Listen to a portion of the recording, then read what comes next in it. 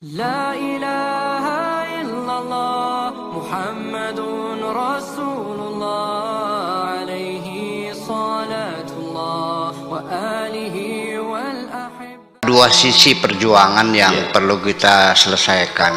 Pertama, ke dalam dulu. Kita meyakini bahwa kita ini tidak punya apa-apa dan tidak bisa apa-apa. La haula wala quwwata illa billah. Sehingga ini perlu dari internal kita dulu. Ketika Anda menyanjung saya, Buya kok pinter banget, mengapa saya harus gembira disanjung semacam itu? Padahal kepintaranku adalah bukan hasil kerjaku, hanya sebagai pemberian Tuhanku. Seorang perempuan disanjung cantik, senang nggak? Senang, karena dia merasa seolah-olah hasil kerja dia. Pada kecantikan itu adalah pemberian. Ini satu, kita musnahkan dulu egosentris kita ini, ya, bahwa kita kembali kepada titik nol, ya, yaitu la haula wala quwata. Kita tidak punya apa-apa, tidak bisa apa-apa. Kalau kita punya pun karena pemberian kita, pemberian Tuhan kita. Kalau kita bisa apa-apa juga karena diberi bisa oleh Allah. Itu saja. Kemudian kausalita yang terjadi pada diri kita sendiri juga pertanyaannya kan sangat besar. Dulu kamu ada nggak dulu? Sekarang ada. Dengan jantungnya, dengan paru-parunya, dengan matanya. Kok bisa ada? Bagaimana hukum kausalitanya Anda bisa jadi ada? Anda tidak bisa menjawab kok. Tadinya tidak ada kok menjadi ada. Ya, itulah persoalannya. Kemudian juga kalau kita memang benar-benar mencintai Allah, saya nanya, selain Allah masih adakah yang engkau cintai? Ketika engkau masih ada yang kau cintai selain Allah, berarti engkau memadu Allah, menyandung Allah. Nyandungnya iya, madu ya, nyandung, madu, wayu-wayuan. Allah paling tidak suka di madu itu. Apalagi Allah, perempuan juga mana ada yang mau di madu. Kalau madu mah manis, kalau di madu mah pahit. Madu asli. Nah itu, jadi itu sajalah itu ke dalam diri kita sendiri.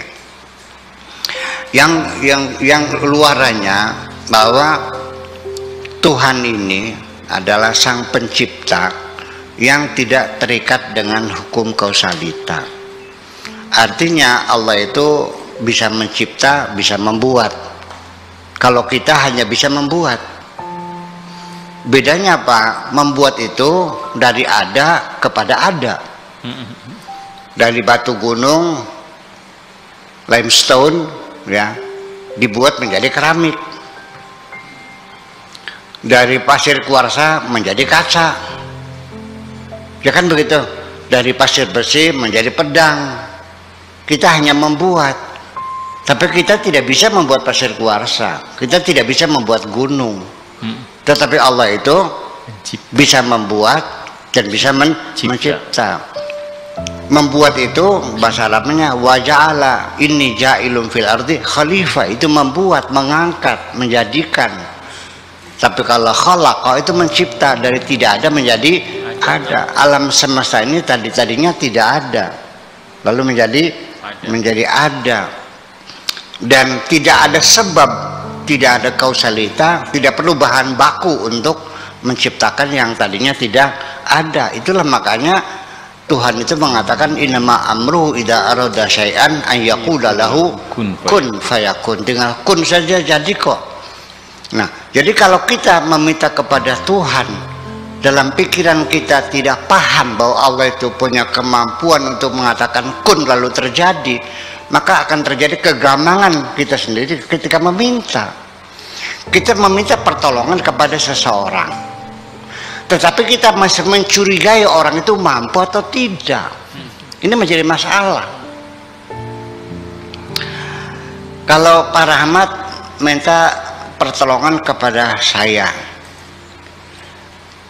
mau minta uang 100.000, yakin nggak saya bisa memberi Anda 1.000? Yakin. Kalau 100 juta masih yakin nggak?